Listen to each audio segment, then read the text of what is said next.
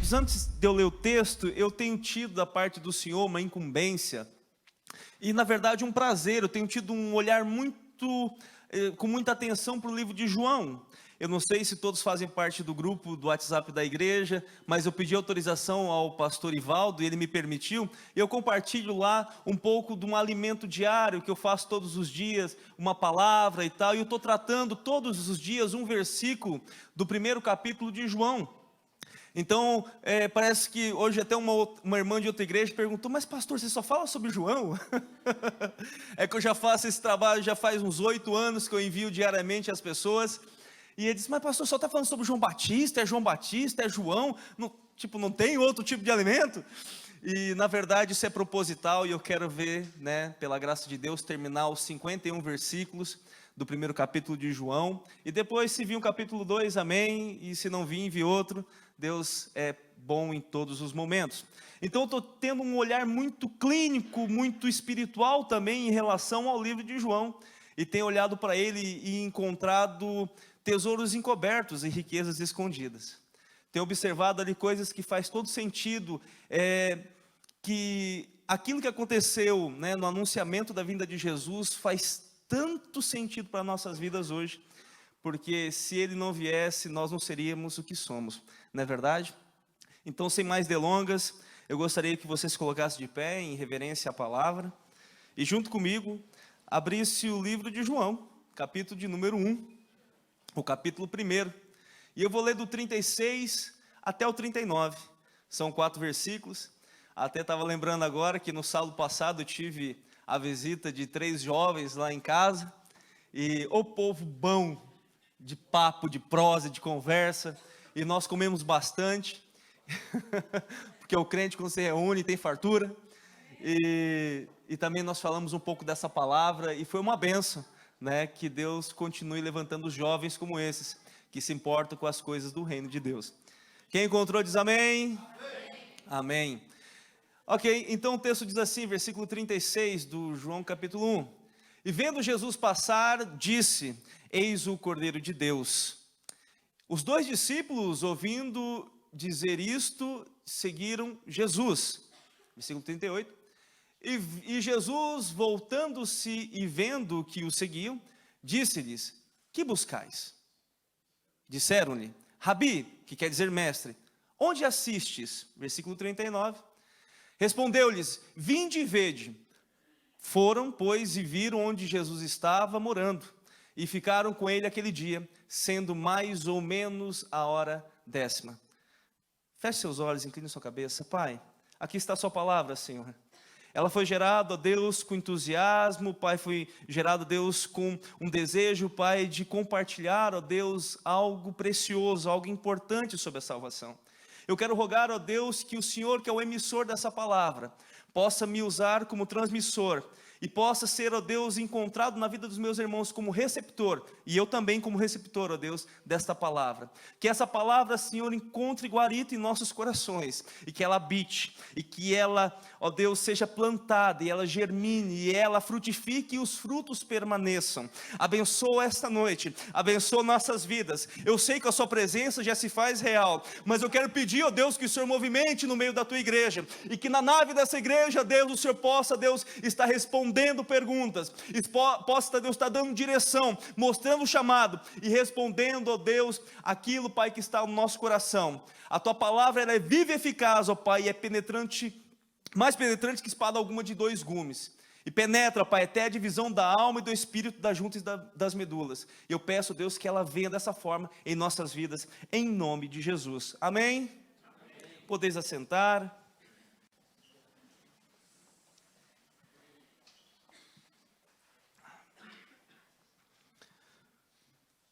Como plano de fundo desse texto que eu acabei de ler, nós vemos um homem, João Batista, fazendo um anunciamento que viria alguém.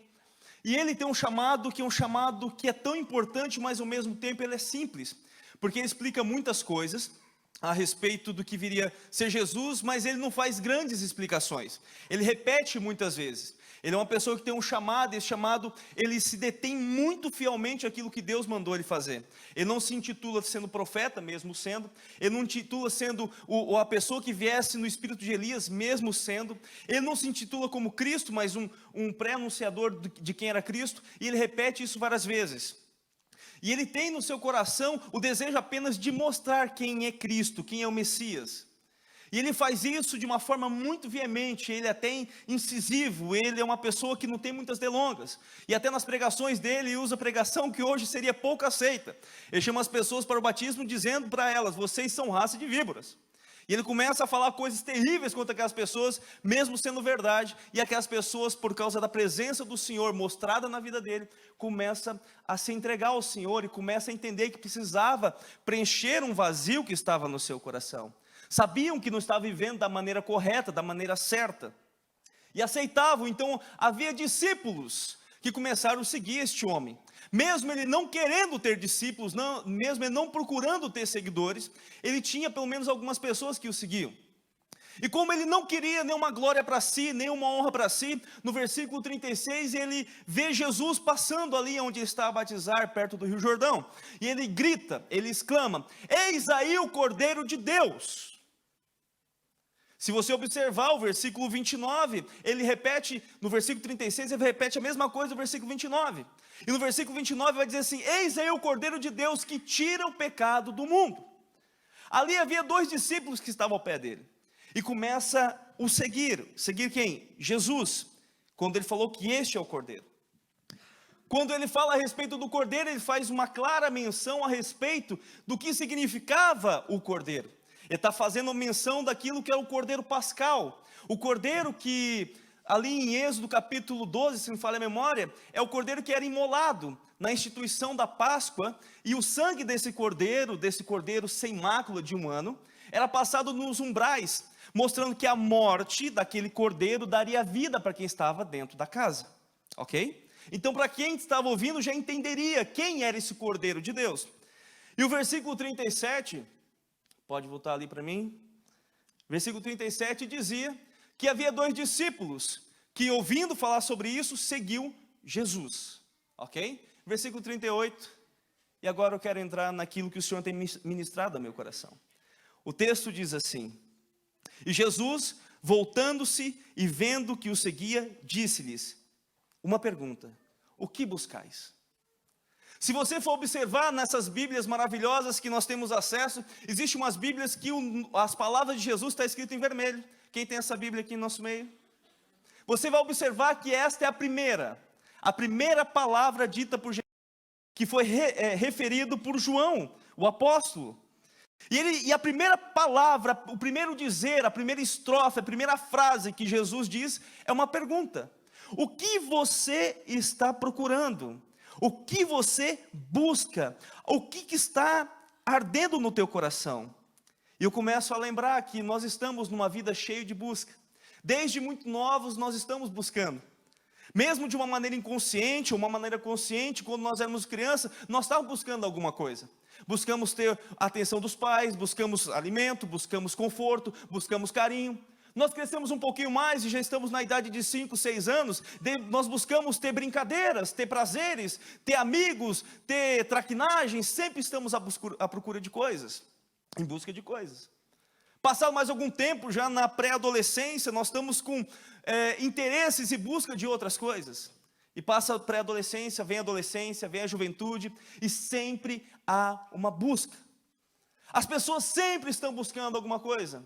É o dinheiro, é a felicidade, é a casa própria, é o carro novo, ou um carro pelo menos, que seja uma bicicleta, que seja o que for, alguém sempre está em busca.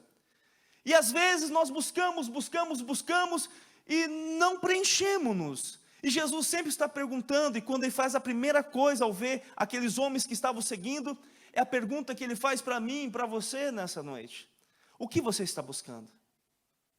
Está buscando um casamento? Está buscando um marido? Está buscando uma esposa? Está buscando ter filhos? Está buscando documentação? Jesus está perguntando essas coisas porque da maneira que você expressa aquilo que você busca, você está revelando aquilo que está dentro de si. Da maneira que você está expressando ou se interessa por algo, você mostra aquilo que está dentro de si. Tantas buscas, tantas coisas que nós corremos atrás. Há uma frase que eu falo há muitos anos, e ela parece até um pouco caricata, mas ela é muito interessante. As pessoas estão buscando tanto, tanto, tanto, que parece um cego, procurando um gato preto, num quarto escuro, e o gato nem está lá. Procuramos tantas coisas, corremos atrás do vento, andamos de um lado para o outro, procuramos alguma coisa para nos preencher. E Jesus sabe aquilo que arde no nosso coração, mas nós muitas vezes não sabemos, e Ele pergunta: o que você está procurando? O que você veio fazer aqui? O que anseia o teu coração? O que faz o teu coração palpitar? O que vocês estão procurando? Ele perguntou para aqueles 2 discípulos. E é fato que o próprio Senhor Jesus Cristo, Ele fala a respeito desse desejo de buscar somente as coisas naturais, as coisas aqui da terra. Lá em Mateus capítulo 6, versículo 19 a 22, Ele vai trazer uma informação muito importante para os seus discípulos. Lá no Sermão da Montanha, Mateus 6, 19 a 22, Ele vai dizer assim: não acumuleis para vós outros tesouros sobre a terra, onde a traça e a ferrugem corrói, e onde os ladrões escavam e roubam. Mas antes ajuntai para vós outros tesouros no céu, onde a traça nem a ferrugem corrói, e onde os ladrões não escavam nem roubam. Versículo 21, muitíssimo importante. Porque onde está o teu tesouro, aí estará também o teu coração. E o Senhor está perguntando: o que vocês estão procurando? O que está dentro de você, o que te arde? É engraçado que desde o Gênesis nós vemos as pessoas procurando alguma coisa. Procurando Deus, procurando agradar a Deus, muitas vezes não conseguindo, como o pastor Carlos falou. E as pessoas estão procurando alguma coisa. E passado tantos milhares de anos, as coisas não mudam. Engraçado é quando você abre a internet ou até o seu telemóvel, você vai ter bem em cima, assim, bem no escopo. Vai ver assim um quadradinho e vai estar lá escrito, talvez em inglês ou em português, search, busca. O que você tem colocado lá? Enquanto eu falava com o Senhor e orava, eu fiz a questão de procurar lá nesse histórico de busca, aquilo que eu estou buscando. E para saber o que está dentro do seu coração, é só você abrir o seu telemóvel e ver o que você está procurando lá. Porque Jesus chegou e perguntou, não porque Ele não sabe, mas para que você olhe para você mesmo, e eu olhe para mim mesmo e entenda o que eu estou buscando. Nós sabemos que hoje é um culto de vitória, amém? Mas nós temos que entender que prioridade faz com que a vitória venha. Mas se nós deixamos Deus para o final, deixando para o resto, deixando para o fim, as coisas não acontecem. Então o Senhor está nos chamando a atenção e fazendo essa pergunta: o que você está procurando? O que você está buscando? E esses 2 discípulos respondem. Primeiramente, eles dão um título, mesmo que Jesus não se intitula, mesmo que João o Batista não diz que ele era mestre, mas diz que ele é cordeiro. Mas esses 2 discípulos olham para Jesus e dizem: mestre. E é importante nós entendermos, quando consideramos Jesus o mestre, o rabi, aquele que ensina, quer dizer que ele tem algo importante para nós, que ele tem um ensinamento que nós ainda não conhecemos. Se nós formos chegar perto de uma pessoa que não tem nada a nos acrescentar, nós não podemos chamá-la de mestre. Porque o que ela vai acrescentar se eu sei o que ela sabe? Agora, quando nós chamamos alguém de mestre, é porque ela sabe alguma coisa que nós não sabemos. E aqueles discípulos tinham dentro de si, assim como todos nós temos, assim como todo ser humano tem, uma lacuna, um buraco tão grande que somente o céu pode preencher. E eles dizem: mestre, que quer dizer rabi, Senhor, Senhor, Senhor. Eu preciso falar algo para você, eu preciso falar algo para o Senhor. E eles disseram: aonde assistes? Se você pudesse falar com o Senhor Jesus Cristo, e como você pode, qual a pergunta você iria fazer para Ele? Quando é que você vem? Quando é que você volta? Uma pergunta boa. Quando é que eu vou morrer? Será que eu vou ganhar alguma coisa boa aqui nessa terra? Mas eles tiveram a necessidade de falar aquilo que estava dentro do seu coração. E eles disseram assim: aonde assistes? Em outras traduções, você pode abrir, você vai ver que é a pergunta: aonde você mora? Aonde você mora? Aonde você habita? E engraçado que, quando perguntam onde Jesus mora, é um lugar de habitação onde ele está. Quando pergunta para alguém onde você mora, é porque você quer visitá-lo. Amanhã eu terei visita do Brasil lá em casa, e eu vou buscar um casal de pastores lá em Lisboa, e eles estão, habitando, estão no hotel, e eu pedi para eles, passa para mim a sua morada, para que eu vá e buscá-los. Quando você pergunta a morada de alguém, porque você quer visitá-lo, não é verdade? Semana passada veio esses maravilhosos jovens lá em casa, e eles perguntaram, onde é que você mora, pastor? Como é que eu vou saber onde é que você mora? Diz para mim o seu endereço. E eu passei o endereço para ele. Então, quando você compartilha o endereço lá onde você mora para alguém, porque essa pessoa vai te visitar, não é verdade? Então, Jesus pega e manda para esses dois discípulos um WhatsApp, dizendo, olha, eu moro em tal lugar. Foi isso que ele fez? Ele pegou e escreveu uma cartinha num papiro, com uma pena ou com uma madeirinha, escrito, olha, eu moro ali naquela rua, lá em Cafarnaum, ou lá em qualquer lugar. Não foi isso que ele fez. Olha a resposta de Jesus.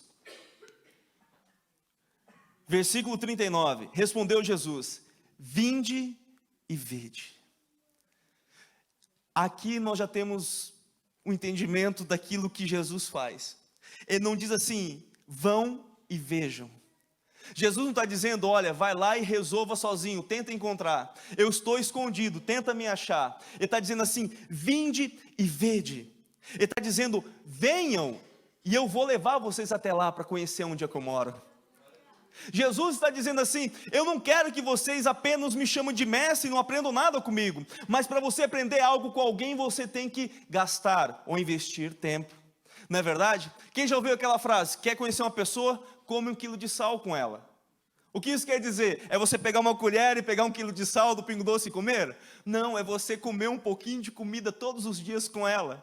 E a comida, por ter sal, você vai ver que vai demorar muito tempo para gastar 1 quilo. E você vai gastar tempo, investir tempo, ter um relacionamento. E Jesus está dizendo assim, ó, quer me conhecer? Venham, vocês verão onde eu moro. Venham ter comigo, venham comigo. Eu preciso que vocês entendam que não quero que vocês cheguem até o lugar de onde eu moro, o lugar onde eu estou, o lugar onde eu habito, de uma forma aleatória. Uma forma totalmente escusa, uma forma totalmente perdida. E por que há muitas pessoas nos dias de hoje que estão perdidas em relação ao ir para o céu, ao ir encontrar-se no céu, a morada verdadeira de Jesus? Nessa noite, eu ainda estou na introdução, eu quero falar para os irmãos que há muitas pessoas que ainda não entenderam o processo da salvação, que ainda não entenderam o que Jesus veio fazer aqui na terra, o que Jesus fez aqui na terra. Muitos pensam que Jesus veio apenas abençoar, e isso é verdade, ele veio abençoar, veio dar casamentos felizes, casamentos maravilhosos, é verdade, ele faz isso, veio dar filhos, que é a herança do Senhor, é verdade, ele faz isso, veio prosperar a sua igreja, veio prosperar o povo que nele confia, veio fazer milagres naqueles que esperam nele, mas isso são apenas gotas daquele que é o processo ou a missão principal, que é nos tirar do império das trevas e levar-nos para o céu. Porque se a nossa expectativa aqui na terra for tão somente as coisas terrenas, nós somos os mais infelizes de todos os seres humanos, como está escrito em 1 Coríntios, capítulo 15. Nós temos que entender que a morte dele na cruz foi para nos dar o direito de entrar nos céus. Isso deve ser aquilo que preenche o vazio que nós temos. Por isso que Jesus pergunta para os discípulos, o que vocês estão procurando? Porque já nós entendemos que não é para procurar tesouros aqui na terra, riquezas onde a traça e a ferrugem corrói, onde o ladrão vem e rouba, e cava, e rouba, e engana você e tira de você. Então qual que é o tesouro? Qual o verdadeiro tesouro que nós podemos ter? Jesus está dizendo nessa noite, venha e vejam vocês mesmos. Livro de João, capítulo de número 14, versículo de 1 a 6. Aleluia. João capítulo 14, versículo de 1 a 6. Há pessoas que estão tão preocupadas e procurando alguma coisa e não conseguindo achar. Estão tão desestabilizadas, com seus corações todos turbulentos. E Jesus fala assim, João capítulo 14, versículo 1 a 6. Não se turbe o vosso coração. Crede em Deus e crede também em mim. Na casa do meu pai há muitas moradas. Se assim não fora, eu vou-lhe teria dito, pois vou preparar-vos lugar. E quando eu for e vos preparar lugar, voltarei e vos receberei para mim mesmo, para que onde eu estou, estejais vós também. Próximo versículo. E vós sabeis o caminho para onde eu vou. Daí vem o Tomé. Todos nós sabemos que quando fala a respeito do discípulo Tomé, fala a respeito de um gajo que tinha dúvidas. O Dídimo, aquele que estava cheio de perguntas, cheio de questionamentos, cheio de não saber, andando em dois pensamentos, cocheando em dois pensamentos. E esse Tomé diz assim: Senhor, não sabemos para onde vais, como saber o caminho? E esse versículo, ele é tão importante e tão necessário para nós nessa noite. Respondeu-lhe Jesus: eu sou o caminho, não um caminho, eu sou o caminho, eu sou a verdade, não uma das verdades, mas uma verdade absoluta. Eu sou a verdade, eu sou a vida. Ninguém vem ao Pai a não ser por mim. Perdeu a chance de dar uma glória a Deus aí, irmão? Não por quem prega, mas sim pela palavra. Ninguém vem ao Pai a não ser por mim. É interessante que algumas pessoas, por didática, repetem: ninguém vai ao Pai a não ser por mim. Mas eu fui conferir em várias traduções, diz assim, em todas elas: ninguém vem ao Pai. Quer dizer que Ele está dizendo: venha, eu vou levar vocês até o Pai. Eu não estou lá no Pai apenas dizendo assim: ó, estou mais ou menos aqui, venha, me segue, me segue. Ele está dizendo: eu vou andar com vocês, vinde e vede, eu vou pegar na mão de vocês, vocês não estão sozinhos, vocês não estão abandonados no tempo da vossa peregrinação, eu estou convosco. Mas eu preciso fazer uma pergunta: o que vocês estão buscando? Porque talvez o que você está buscando eu não vou poder ajudar. Porque a minha missão é levar vocês para o céu e vocês talvez estão indo para outro lugar. Por isso que o coração está turbulento, por isso que há preocupações, por isso que há ansiedade, por isso que há aquele sentimento de que nada vai dar certo. Mas nesta noite, neste culto de vitória, Deus está dizendo para você, e está dizendo também para mim: aquilo que você procura, que é o céu, Ele vai te ajudar a chegar até lá. Ele é bom, Ele é maravilhoso, e Ele te ajuda, e Ele está aqui. Vede, venham, andam comigo, andam do meu lado, eu vou andar do lado de vocês. Vocês não estão só no tempo da sua peregrinação, porque a sua alma está abatida e preocupada, ansiando por coisas que não enchem o vazio que está dentro do seu ser. Mas se o seu coração, se o teu tesouro que você busca for as coisas do céu, Ele está dizendo: eu vou te levar até lá. Você vai encontrar o tesouro que você procura, porque onde está o seu tesouro, ali também está o seu coração. Vinde e vede. Ele não está dizendo apenas: eu vou te dar aqui a localização do GPS, eu não vou te dar a morada, eu vou compartilhar no Waze aonde eu estou. Ele está dizendo: eu vou onde você está, e aquilo que você está buscando, eu vou pegar você e vou te levar até lá. Eu vou te levar até onde eu moro. Ele diz: não se turbe o seu coração, crede em Deus e crede também em mim. Na casa do meu Pai há muitas moradas. Há um lugar no céu, meus queridos, para mim e para a sua vida, se o seu coração anseia por isso. Da algumas experiências que eu tive com o Senhor, tem uma que é muito marcante, e é uma que fez toda a diferença para eu chegar até aqui. Foi uma das garantias do céu, a garantia do Senhor que me faz continuar todos os dias. Eu lembro uma vez que eu estava orando, e quando nós somos neófitos, ou começamos, a vida com o Senhor, há muitas questões ainda que são superficiais, outras mais profundas, e a gente começa a fazer o que as pessoas fazem. Então a gente começa a orar como as pessoas oram, começa a imitar de alguma forma. E de certa forma não é errado, o apóstolo Paulo fala: sejam meus imitadores como eu sou de Cristo. Mas chegou um tempo da minha vida que eu queria uma coisa mais profunda. Eu não queria ser como os outros, ou apenas copiar os outros, Estou falando copiar, não é copiar no mau sentido, tá, meus irmãos? É como crente aprender com outro de uma maneira comportamental. E eu estava um dia orando muito e veio uma presença, um arrependimento ao meu coração, E eu descobri que mesmo já uns meses, quase um ano dentro da igreja, eu ainda não tinha entendido o que era salvação. Com certeza o pastor, quando pregou, eu vim à frente, aceitei Jesus, eu acho que foi umas 32 vezes. Toda vez que alguém fazia apelo, eu vinha para frente. Não sei se já aconteceu com você também. Mas eu lembro um dia que eu tive uma experiência que marcou a minha vida, onde o Senhor me fez ter uma certa visão. E nessa visão eu vi que existia uma mesa posta, e tinha uma cadeira, e nessa cadeira tinha o meu nome. E daí eu entendi que eu fui convidado, havia uma cadeira marcada para mim. Então a minha vida mudou. Agora as dificuldades, os problemas, os atritos que pode haver tanto dentro da igreja ou fora da igreja já não pode mais me afastar de Cristo, porque agora eu sei que o meu nome está escrito no livro da vida. Agora a minha vida já está guardada nas mãos de Jesus, está escrito nas palmas de Jesus. Você entende isso?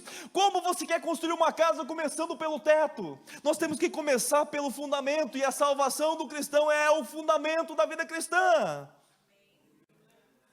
Eu cuidei de jovens durante alguns anos e eu fazia uma pergunta retórica.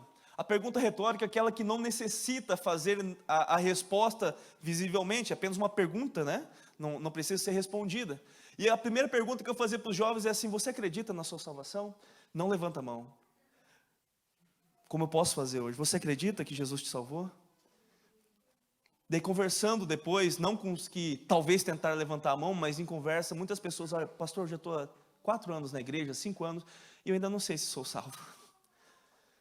Nessa noite, não existe vitória maior. Não existe vitória maior do que saber que o seu nome está escrito no livro da vida, que existe uma morada para você, que existe um júbilo em você pensar que mesmo que estas momentâneas tribulações não pode se comparar com o peso de glória que há de se revelar na vida do Senhor Jesus Cristo. Entender que a salvação é a coisa mais importante. Vinde e vede. Foram, pois, e viram onde Jesus estava morando, e ficaram com ele aquele dia, sendo mais ou menos a hora 10ª.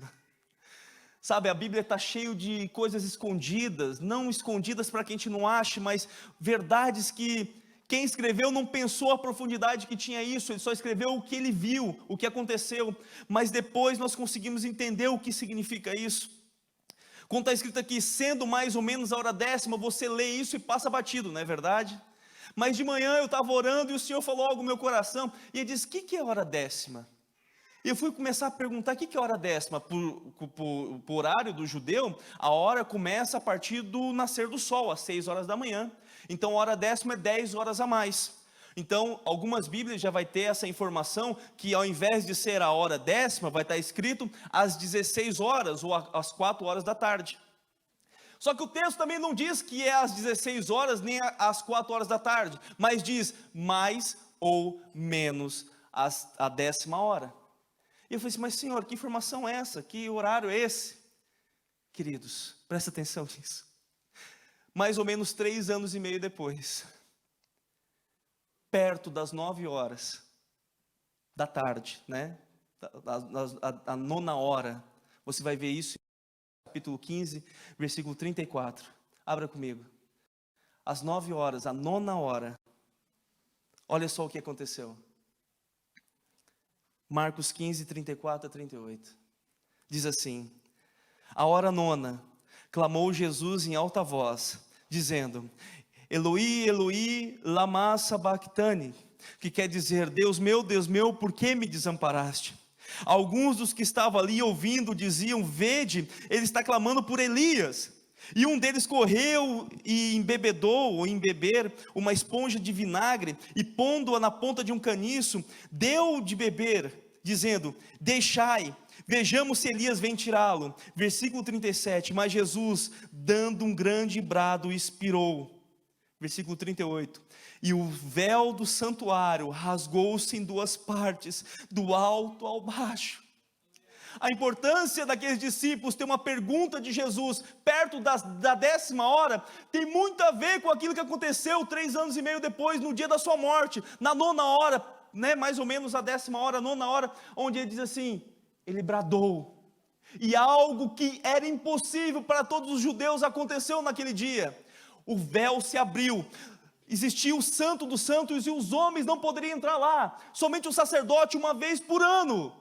Mas naquele momento abriu, e há uma informação muito importante: ele abriu do alto a baixo, não foi do baixo ao alto, ou seja, o Senhor decidiu romper aquela cortina, romper aquele véu, e dizer: o acesso está pronto para você e para mim.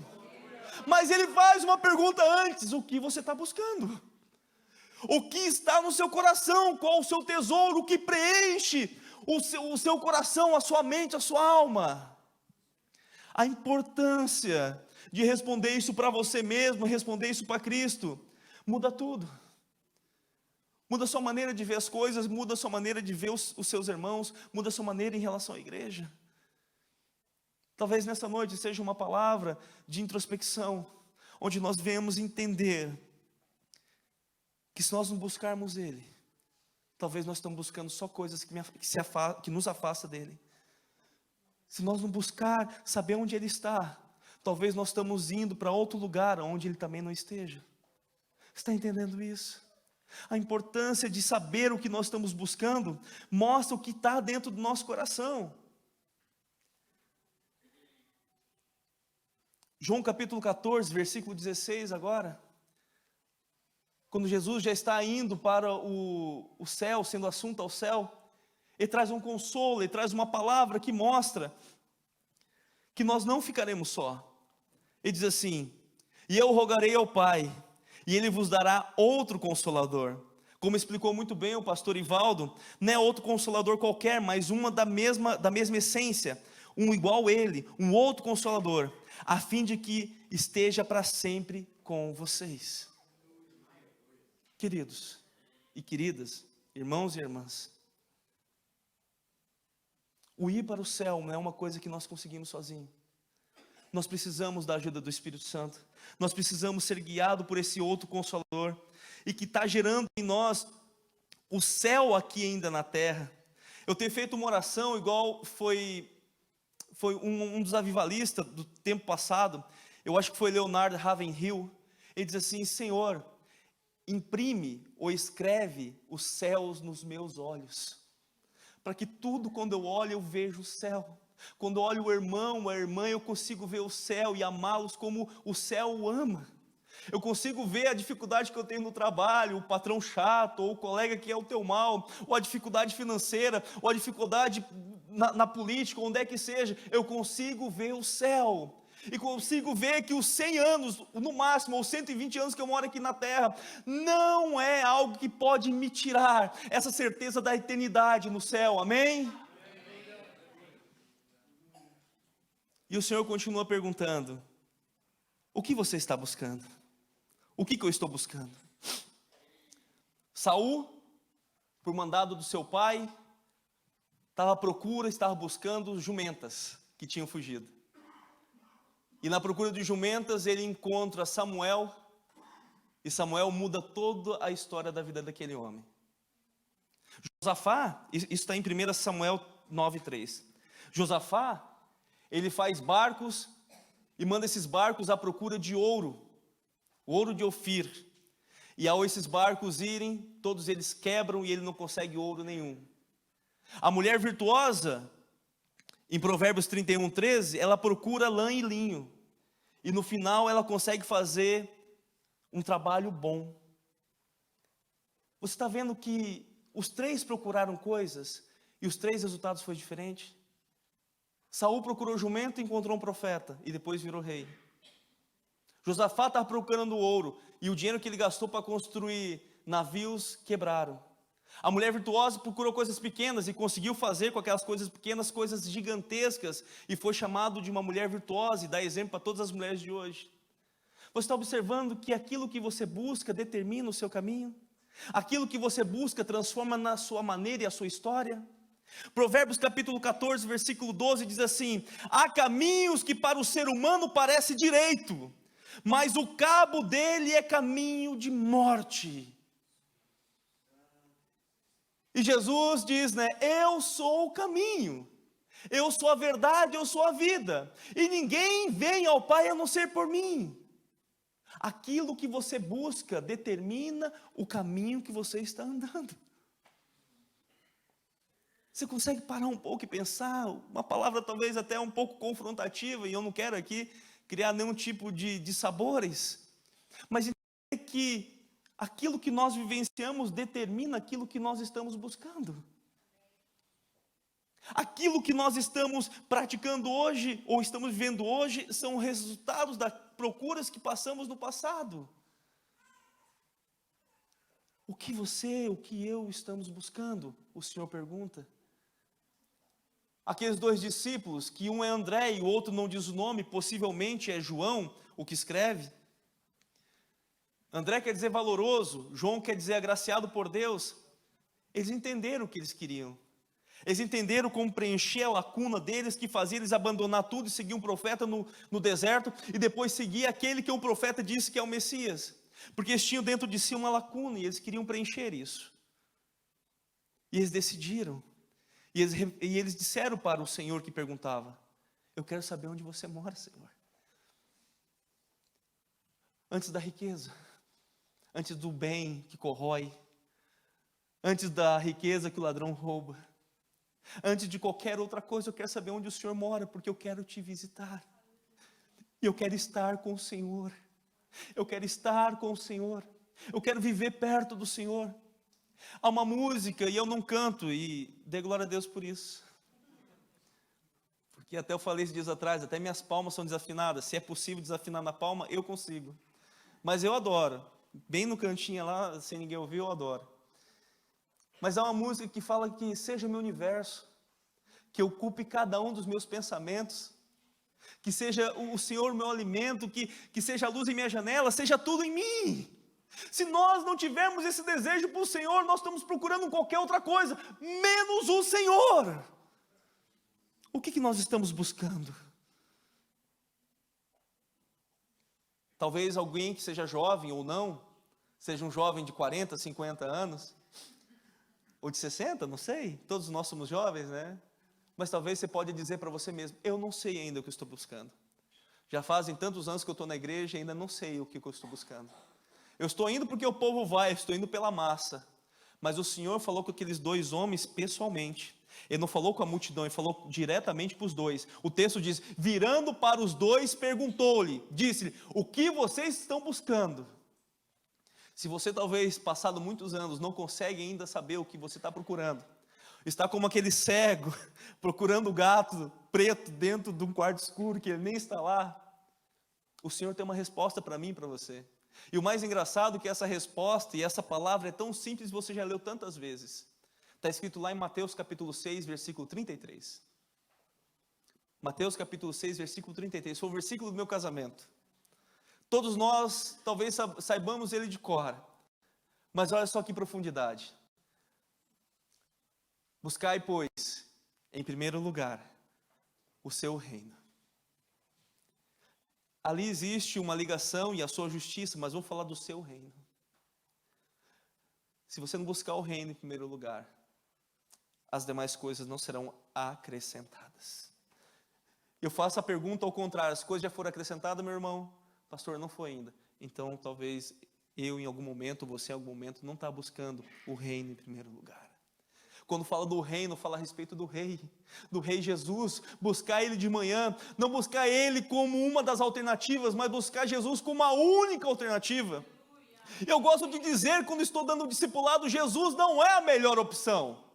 Jesus é a única opção. Não existe outro lugar onde a sua alma possa descansar a não ser em Jesus. Mas ele pergunta: o que você está buscando? O que você está fazendo em Portugal? O que você está fazendo no bairro onde você mora, no trabalho onde você trabalha? O que você está fazendo na família que Jesus te constituiu? O que você faz lá? Você busca o céu para aquele ambiente? Ou você está procurando outras coisas?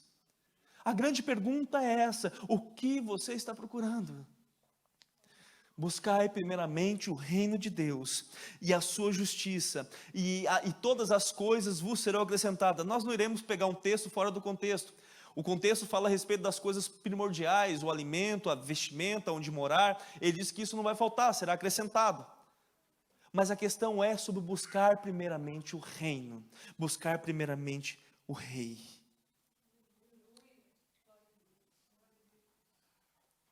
Como é que está o seu coração?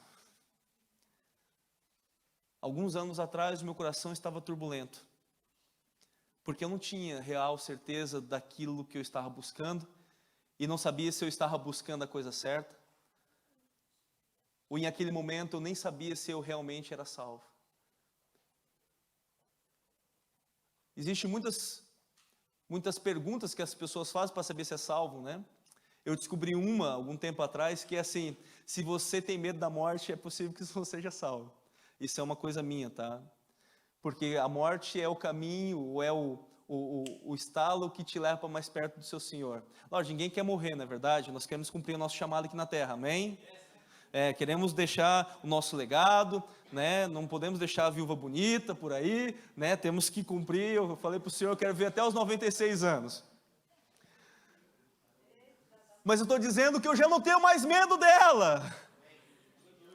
Onde está morto o seu aguilhão? O Senhor já me deu vida com abundância. Eu sei que se nesse momento bater um piripaque aqui e o pastor Paulo cair aqui no chão e morrer, eu sei que eu vou abrir meus olhos e estar com o Senhor. E se essa certeza não preenche o nosso coração, talvez nós estamos buscando a coisa errada. E o Senhor está dizendo o que você procura, o que você está buscando, e eu falo isso com muito temor, porque isso vai declarar e vai evidenciar o que está no seu coração.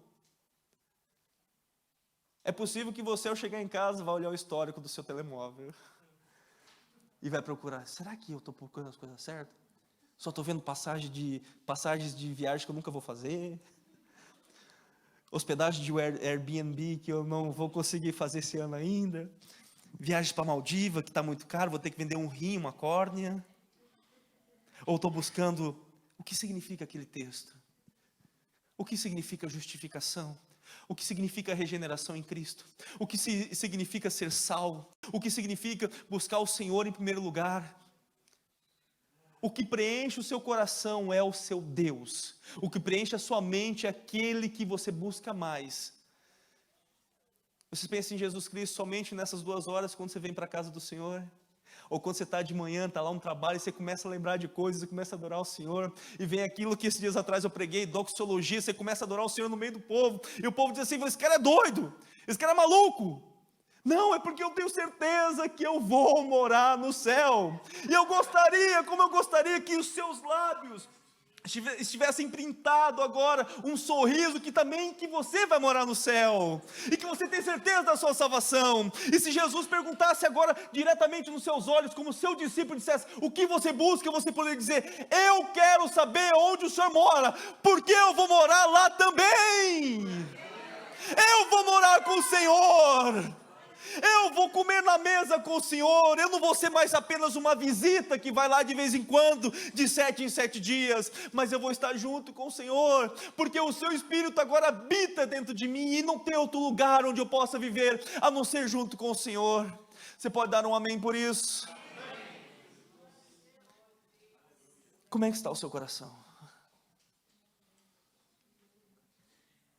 José, chamado José do Egito, filho de Jacó, antes de ir como escravo para o Egito, enganado pelos seus irmãos, né, judiado pelos seus irmãos, você vai ver lá o texto, Gênesis capítulo 37, versículo 15, você vai ver que ele encontra um homem. A Bíblia não fala o nome deste homem, a Bíblia não fala de onde ele veio, nem para onde ele vai, é um homem. E um homem encontrou José, que andava errante pelo campo, e lhe perguntou: o que procuras? Eu não vou aqui fazer nenhum tipo de análise para esse texto, mas possivelmente, aqui dali não era um homem comum. Mas tinha uma pergunta filosófica, espiritual e consistente. Aquilo que você procura determinará o seu futuro. Ele diz assim: eu estou procurando meus irmãos, ao mandado do seu pai. E os seus irmãos fizeram toda aquela coisa ruim com ele, o venderam como escravo. Mas o projeto na vida dele, de José, não acabou. E você sabe o final, ele virou a segunda pessoa mais importante do Egito. Mas ele teve uma resposta para aquele homem que perguntou: o que você procura? Se nessa noite, um homem qualquer, que você não sabe de onde vem nem para onde vai, te perguntar o que você está procurando, qual seria a tua resposta? Eu queria que você se colocasse de pé nesse momento. E como é uma pergunta retórica, você não precisa respondê-la para mim. Mas eu queria que você respondesse ela para o Senhor.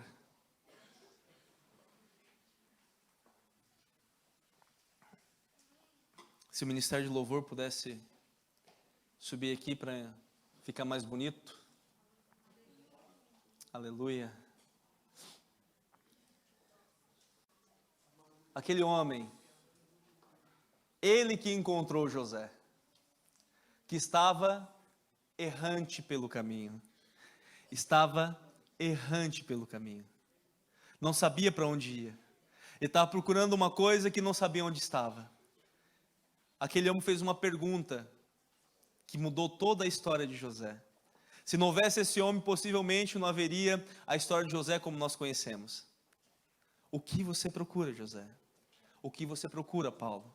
O que você procura nessa noite? O que você está procurando determina para onde você vai. André e João procuravam saber onde Jesus estava morando. A verdadeira salvação é aquela que gera em nós o desejo de estar morando junto de Jesus. Eu queria fazer uma breve oração e depois nós iremos adorar o Senhor com um hino. Mas eu queria que você pensasse e que você fosse, ao final desse culto, fosse para casa e ficasse remoendo essa minha pergunta, que eu falei pelo menos umas 40 vezes: o que você procura? E você conseguisse entender com a resposta do seu coração o que realmente está ardendo dentro de você.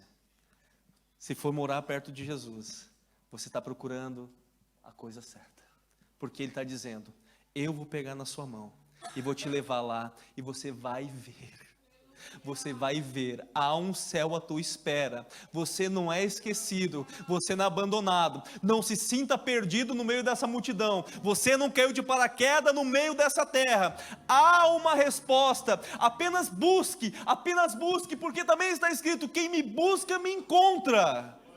Quando busca de todo o coração, o Senhor diz: serei achado de vós, diz o Senhor, e farei mudar a vossa sorte. O que você busca determina para onde você vai. Agora, se você não sabe para onde você quer ir, o que você busca, qualquer caminho serve. Mas nessa noite Ele está dizendo: eu sou o caminho. Feche seus olhos. Pai, foi uma palavra, Senhor, exprimida. Foi uma palavra, Pai, que foi apertada. Porque nós temos, ó Deus, temor, porque nós estamos falando da coisa mais importante, que não são, ó Deus, os tesouros aqui da terra. Não é o ouro, não é a prata, não é, ó Deus, os imóveis, os automóveis, ou qualquer outra coisa que o dinheiro pode comprar.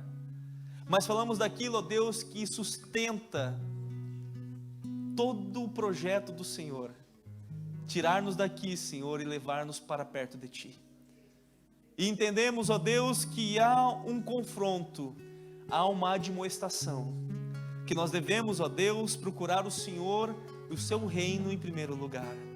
Às vezes estamos confusos, às vezes, ó Deus, estamos até errantes no caminho, procurando solução, ó Deus, no dinheiro, e Mamon é outro Deus, e o Senhor não se agrada disso.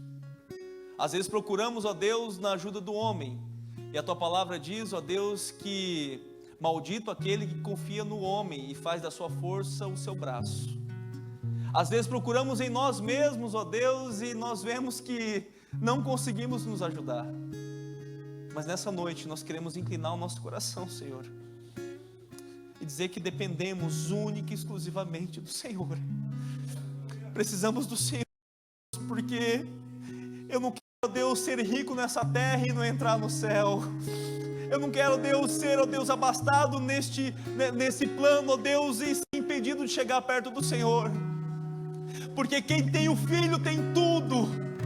E, ó Pai, essas coisas que passam aqui na terra, Pai, não abalam a fé que nós temos em Ti. Porque nós queremos saber onde o Senhor mora. E nós sabemos, ó Deus, que o Senhor nos pegará pela mão e nos levará até lá, porque o Senhor quer ter, ó Deus, um momento de pai e filho conosco. Ajuda-nos, ó Deus, se estamos cocheando em dois pensamentos. Tenha misericórdia de nós, ó Deus, que há muitos anos, ó Deus, talvez não saibamos, ó Deus, o que o Senhor fez naquela cruz, rasgando aquele véu de cima até baixo, e dizendo: o caminho está aberto, entrai por ele, o caminho está aberto, não existe, você não precisa adorar uma cortina, eu já rasguei ela, venha ter comigo, eu te chamo pelo nome, vem aqui, eu te amo, eu pego você pela mão, eu não te abandono, eu te levo até lá. Este é o maior presente que nós podemos ter, ó Senhor, ser salvos, ser feitos filhos de Deus. Abençoa-nos nessa noite, em o nome de Jesus. Eu agradeço a oportunidade, e eu rogo ao Senhor que abençoe nossas vidas, em nome de Jesus.